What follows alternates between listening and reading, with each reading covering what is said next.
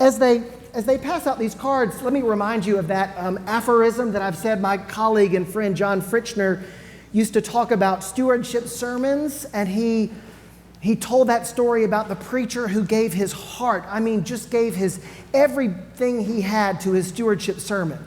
And then on the way out of church, the prominent member of the parish looked at the preacher and said, "That was the best stewardship sermon I have ever heard. Put me down for the same as last year." Ha ha ha. I think the preacher was expecting something else, right?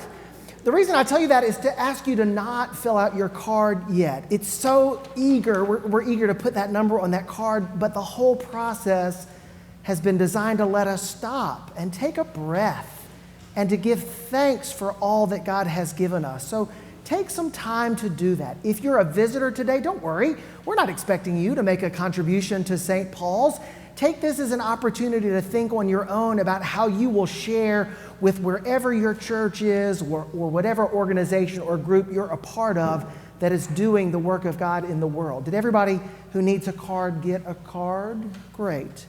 So remember what you heard from George Fawcett a few weeks ago, what you heard from Jenna Mayfield last Sunday, what you heard from me a couple weeks before that giving is a spiritual practice even more than a financial practice.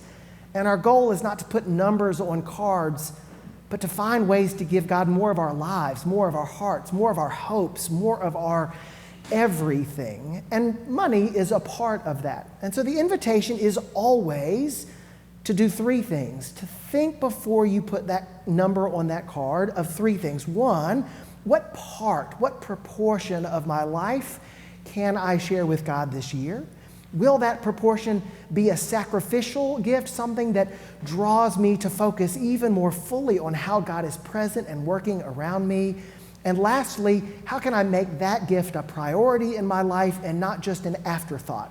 Proportional, sacrificial, and first fruits. So take your time and think about that and pray about that. If you haven't had time, don't turn a card in. Take it away with you. Think about it. Pray about it. It matters. We'll call you. We'll find you. We'll ask for your card. If you've done that work, then of course, turn it in today.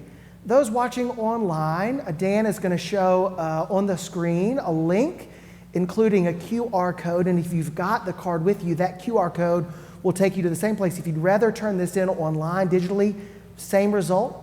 Remember that your gifts are confidential. What you give and what you commit to giving are known only to me and to Joy, our financial administrator, our parish administrator. The vestry doesn't know, the staff doesn't know. If at any time you need to change that or cancel that, just call us. This isn't a pledge that we're going to hold you to. This is an estimate. You're helping the vestry know what kind of budget can we adopt next year. We base that budget 100% on what you put on your cards. And if you don't put it on the card, we can't anticipate being able to use your generosity for God's work in the world. So estimate for us, if you will, but know that you can change that at any time if you need to. When you're finished, you can put your card in the basket here on the floor, especially if steps are hard for you. But I'll also put a basket on the altar if you'd like to come all the way up to the altar and place the card in there as a sign of your own commitment and the renewal of your relationship with God. I hope you will. And of course, after that, join us for breakfast. Thank y'all.